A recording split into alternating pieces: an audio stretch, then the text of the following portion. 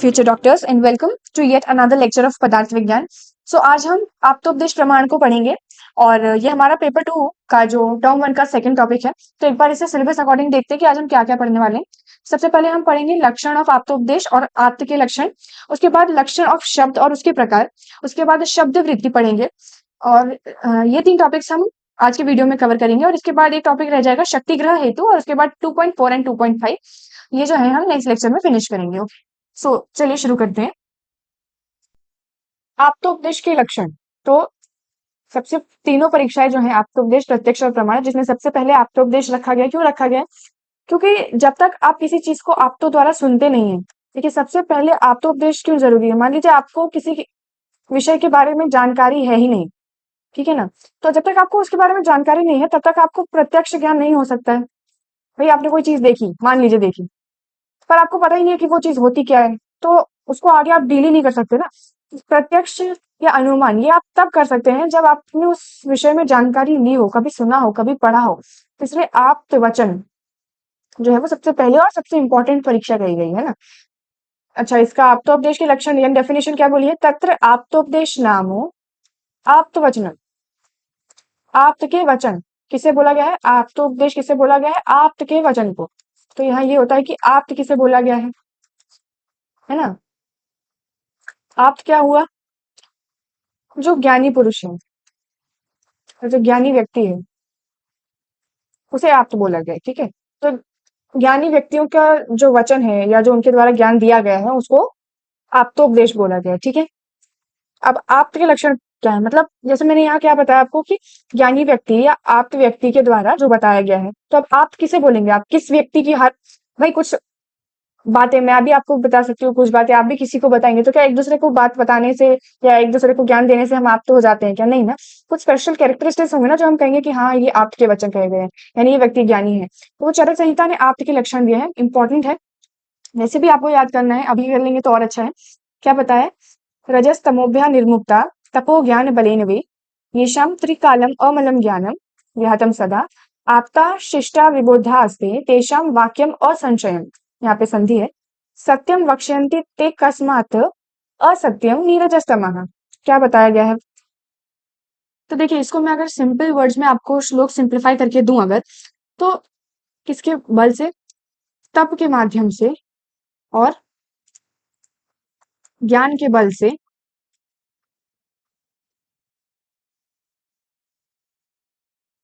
जो व्यक्ति रजोगुण और तम गुण से मुक्त हो चुका हो,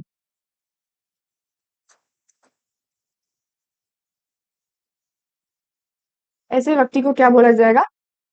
ऐसे व्यक्ति को आप्त बोला जाएगा, ठीक है। क्या होगा?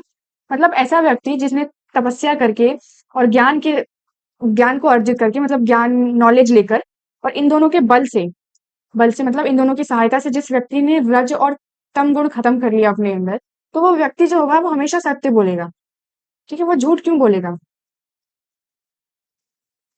और वो जो बात बोलेगा, जो भी उसके वचन होंगे, वो सत्य होंगे, है ना। क्यों? क्योंकि वो रज और तम से मुक्त हो चुका है। मतलब ये जो गुण है ना, ये कहीं ना कहीं बॉडी में as a kind of not रज बट तम जो है वो काइंड ऑफ थोड़ा सा नेगेटिव गुण है। मतलब शरीर को आलस देता है, शरीर में भारीपन लाता है, तो वो इन दोनों गुणों की वजह से होता है। तो जो व्यक्ति ने अपने बुरे गुण खत्म कर लिए हैं, तो वो ऑब्वियस सी बात है कि पॉजिटिविटी की तरफ जाएगा ना। तो ऐसे व्यक्ति को आप्त बोला गया है जो रज व तम दोनों दोषों से मुक्त हो चुका है, ठीक है। और शिष्ट, आपता शिष्टा बोला गया है। तो शिष्ट मतलब क्या होता है? जो संपूर्ण जगत को, मतलब जितने भी आसपास संसार में लोग हैं ना, उन्हें क्या कार्य करना चाहिए, क्या नहीं करना चाहिए, कौन से अच्छे कार्य हैं, कौन से बुरे कार्य हैं, इन सब विषयों पे जो ज्ञान देता है उसको शिष्ट बोला गया है, ठीक है। और जिसने किसी एक विषय पर एकदम विशेष ज्ञान प्राप्त किया हो उसको विबुद्ध बोला गया। तो ये कुछ लक्षण बताए गए हैं जो हमें आप्त के लक्षण याद रखने हैं। वो क्या है?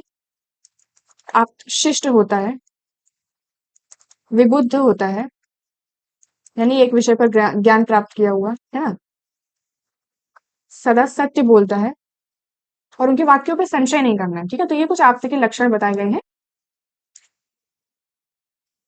इसके अलावा पिछला लक्षण हमने चरक संहिता के अनुसार देखा। अब तर्क संग्रह में क्या बताया गया है? आप्त वाक्यम शब्द, यानी जो शब्द प्रमाण हम पढ़ते हैं वो क्या होता है बेसिकली आप्त, यानी जो ज्ञानी व्यक्ति है उनके जो वाक्य हैं उनके द्वारा बोले गए जो भी शब्द हैं उसको शब्द प्रमाण बोला गया है, ठीक है। और न्याय वार्तिक ने क्या बोला है, आप तो उपदेश है शब्द, यानी आपके द्वारा उपदेश, अब सबका ये भी सेम ही है कि आपके जो वचन कह लीजिए, आपके वाक्य कह लीजिए, आपके उपदेश कह लीजिए, ये सब एक ही बात है। उन्हीं को क्या बोला गया है, शब्द बोला गया है। शब्द प्रमाण जो हम पढ़ते हैं, आप तो उपदेश जो हम पढ़ते हैं, ठीक है। अब आप तो उपदेश के भेद कितने हैं, तो यानी आप जो वचन देते हैं वो दो प्रकार से हैं, दो प्रकार के उपदेश दे सकते हैं। आप तो उपदेश दो प्रकार से है, एक है लौकिक और एक है अलौकिक। एक है लौकिक आप्तोपदेश और एक है अलौकिक आप्तोपदेश। तो लौकिक क्या होता है, जो लौकिक पुरुष द्वारा, लौक मतलब लोक, संसार, तो जो संसार के लोगों द्वारा दिया गया ज्ञान है,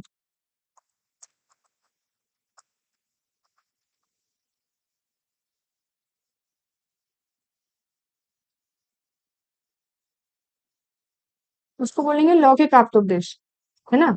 और अलौकिक क्या होगा, जो वेद पुराण इनके द्वारा जो मतलब लिखा हुआ रहता है,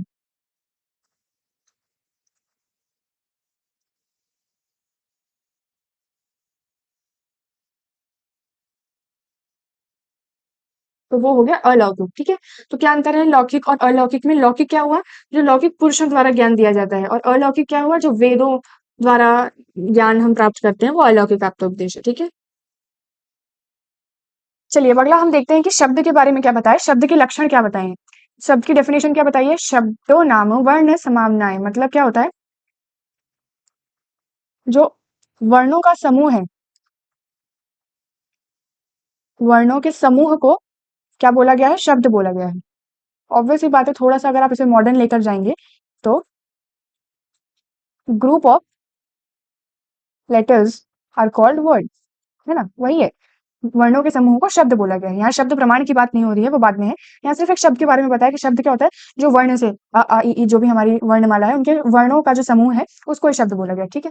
अब इसके बाद चार प्रकार के शब्द होते हैं, कौन से, सह चतुर्विधा, कौन से, दृष्टार्थ, अदृष्टार्थ, सत्य और अनृत। तो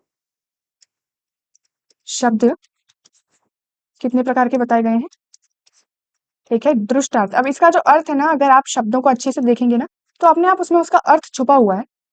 अदृष्टार्थ, सत्य और अनृत, है ना। क्या है, सबसे पहले समझते हैं दृष्टार्थ को। क्या होता है, दो शब्दों से मुझे ये बना दिख रहा है, सबसे पहला है दृष्ट, है ना, और दूसरा क्या है उसका अर्थ। तो क्या मतलब हुआ, जिन शब्दों का अर्थ, जिन शब्दों का अर्थ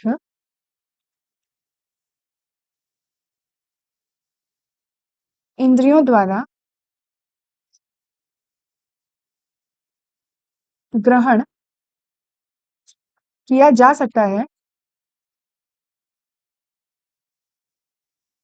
उन्हें क्या बोला जाएगा, दृष्टार्थ बोला जाएगा। मतलब जिनका अर्थ आपको इंद्रियों के द्वारा ग्रहण हो रहा है। अब इंद्रियों के द्वारा ग्रहण होने से क्या मतलब है, उदाहरण से समझिए, मैं कहती हूँ मान लीजिए दोष बढ़े हुए हैं, ठीक है, तो दोषों का शमन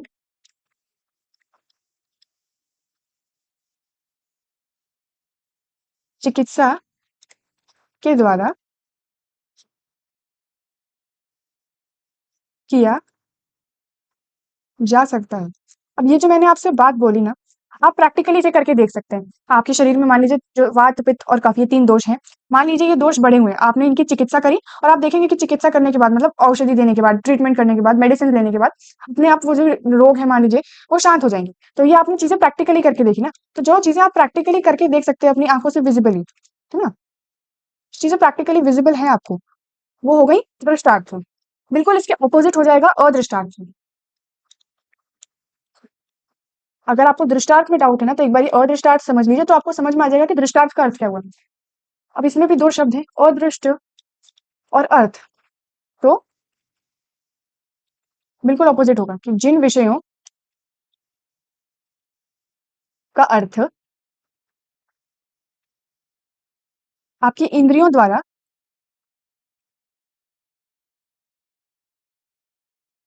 ग्रहण नहीं किया जा सकता। या मैं आपको थोड़ा-सा मॉडर्न लैंग्वेज में अगर बताऊँ तो जिन्हें आप प्रैक्टिकली खुद नहीं देख सकते ना, वो हो गए अदृष्टार्थ। उदाहरण के लिए मान लीजिए मैं कहती हूँ कि मरने के बाद स्वर्ग या कर्म खराब हुए तो नरक, जो भी आपके कर्म हो, उस अनुसार मिलता है। अब मुझे एक बात बताइए, आप ये चीज़ प्रैक्टिकली करके देख सकते हैं कि मैंने आपसे कहा कि मरने के बाद स्वर्ग मिलता है या नरक मिलता है, तो हम एक काम करते हैं, हम मर के देखते हैं। नहीं कर सकते ना, प्रैक्टिकली पॉसिबल नहीं है। तो ऐसे जो विषय हो गए, वो हो गए अदृष्टार्थ, मतलब जिनके अर्थ आप समझ नहीं सकते, जो बोला गया है, उसे आप प्रैक्टिकली करके नहीं देख सकते। ठीक है? तीसरा है सत्य। सत्य का क्या मतलब हुआ? सत्य मतलब बोला गया है कि जो विषय जैसा कहा गया है,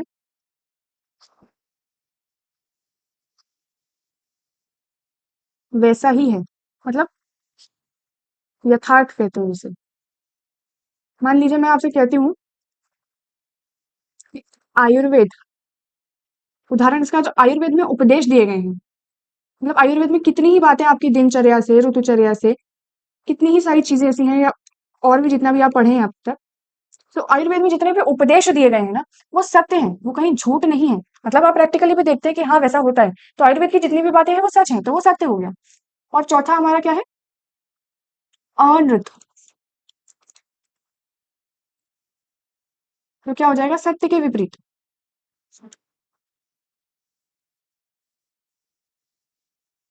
मतलब एक तरीके से झूठ, है ना? यानी कि जो कहा गया है ना उसके विपरीत। अब उदाहरण के लिए मैं कहती हूँ, मान लीजिए कोई मृत शरीर है, तो अगर मैं आपसे कहती हूँ कि मृत शरीर को वेदना होती है, मतलब दर्द होता है, तो आप मुझे बताइए, ये फैक्ट है? ये सच है? नहीं ना। ऑब्वियस सी बात है कि जब आदमी डेड है, उसमें इमोशंस नहीं है, बॉडी नहीं है, सोल नहीं है, तो उसे वेदना कैसे महसूस होगी? तो ये ऑब्वियस सी बात है, ये झूठ है। तो ये हो गया अनरिटन, मतलब जो सत्य है ही नहीं, जो झूठ है। तो इस प्रकार से चार प्रकार के शब्द बताए गए हैं। कौन से? दृष्टार्थ, मतलब जिसका अर्थ आपको प्रैक्टिकली दिखता है। अदृष्टार्थ, जिसको आप प्रैक्टिकली नहीं देख सकते, जैसे मरने के बाद स्वर्ग मिलता है कि नहीं, हमें नहीं पता। फिर है सत्य, यानी जो जैसा कहा गया है वैसा ही है, तो ये आयुर्वेद के उपदेश। और अनृत यानी कि झूठ, यानी जैसे मरे हुए शरीर को दर्द होना, जो प्रैक्टिकली पॉसिबल नहीं है, जो झूठ है। अब है शब्द वृत्ति, यानी जिनके माध्यम से किसी वाक्य का, शब्द वृत्ति को ही वाक्य वृत्ति भी कहते हैं। ठीक है, दोनों का अर्थ एक ही है, मतलब जो वाक्यों के बारे में अर्थ एक्सप्लेन करने वाली, तो वो हो गई वाक्य वृत्ति। तो शब्द वृत्ति, वाक्य वृत्ति या शब्दार्थ बोधक, समझ में आ रहा है? शब्द अर्थ बोधक, ऐसी वृत्तियां, तो किनके माध्यम से शब्द के अर्थ पता चलते हैं, उन्हें बोला गया है शब्द वृत्ति। तो चार प्रकार से शब्द की वृत्तियां बताई गई हैं। चार ऐसी माध्यम से शब्द का अर्थ पता चलता है। कौन सी है? सबसे पहली है अभिधा, फिर है लक्षणा, उसके बाद है व्यंजना, और लास्ट है तात्परक्षता।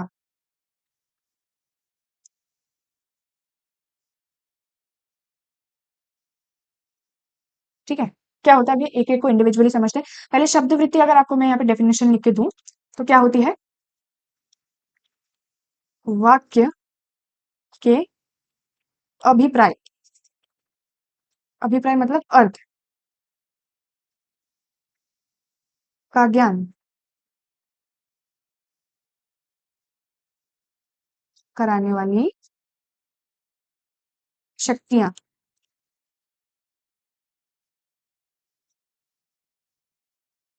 इन्हें क्या बोला जाता है? शब्द वृत्ति कहा जाता है। ठीक है, अब एक एक करके समझते हैं कि क्या क्या अर्थ होता है इनका। तो सबसे पहले है अभिधा। अभिधा मतलब होता है लिटरल मीनिंग,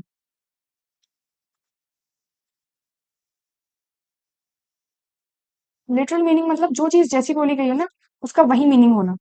मतलब जब शब्द का सामान्य अर्थ में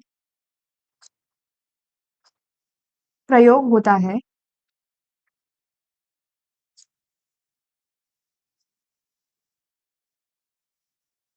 तब उसे अभिधा कहा जाता है। मतलब उदाहरण से समझते हैं, ठीक है। मान लीजिए मैं अगर आपसे कहती हूँ कि मैंने पेंसिल को सर पर चढ़ा रखा है, ठीक है। अब मुझे बताइए, इससे आप क्या मीनिंग समझेंगे? एक सर पर चढ़ा के रखने का क्या मतलब होता है? बिगाड़ना होता है। पर आपको क्या लगता है यहाँ पे पेंसिल के लिए ये यूज किया होगा? नहीं ना। मैं पेंसिल को नहीं बिगाड़ सकती हूँ, ठीक है। कोई नॉन लिविंग थिंग है, उसको हम नहीं बिगाड़ सकते ना आदतों को उसके। तो जब मैं आपसे कहती हूँ कि मैंने पेंसिल को सर पर चढ़ा रखा है, तो इसका लिटरल मीनिंग क्या होगा? तो इसका लिटरल मीनिंग आप क्या लेंगे कि मैंने क्या कर रखा है? पेंसिल को सर पर रखा है, यही मतलब लेंगे ना। मुहावरा या ऐसा कोई अर्थ तो नहीं लेंगे। तो वो हो गया अभिधा। मतलब जब आप सामान्य अर्थ में प्रयोग में लेते हैं, मैंने अगर कहा कि मैंने इस चीज को सर पर चढ़ा रखा है, मतलब मैंने इसको अपने सर पे रखा हुआ है, उसका कोई और दूसरा मीनिंग नहीं निकालना है। तो वो हो गया अभिधा, ठीक है। दूसरा क्या है? दूसरा है लक्षणा। लक्षणा होता है मेटोनिम। मेटोनिम मतलब क्या होता है? मान लीजिए जब हम किसी शब्द का जो सामान्य अर्थ है, उसका सामान्य अर्थ ना लेकर अन्य कोई अर्थ जब हम लेते हैं,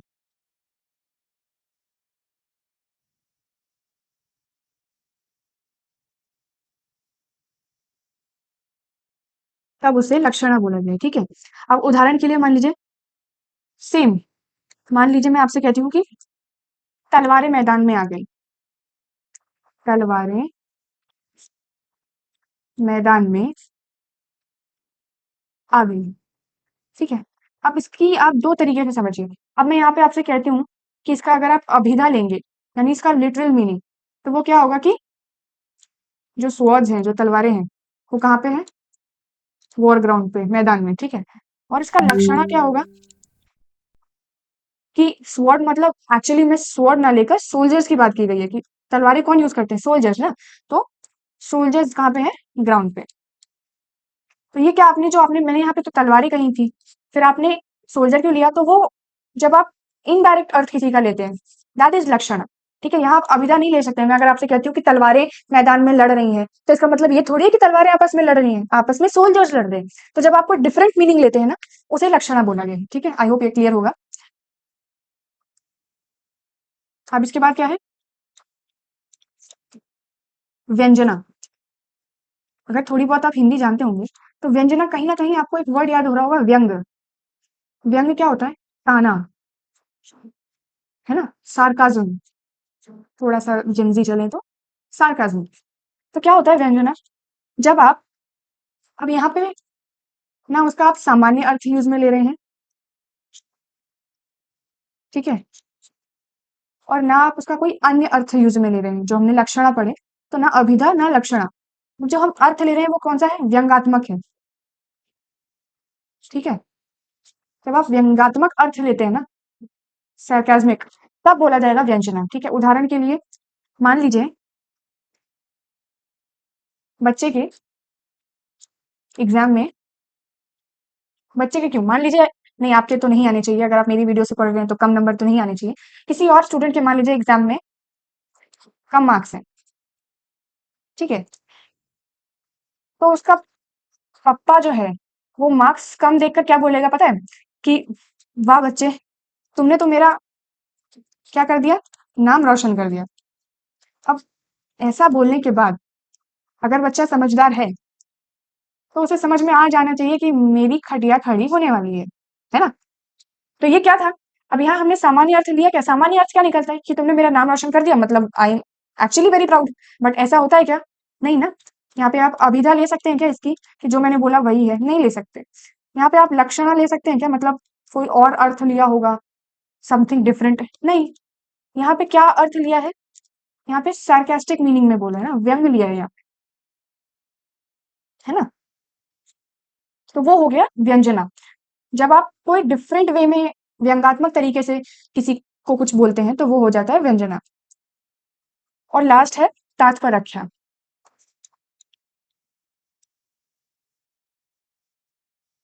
तात्पर्य क्या होती है?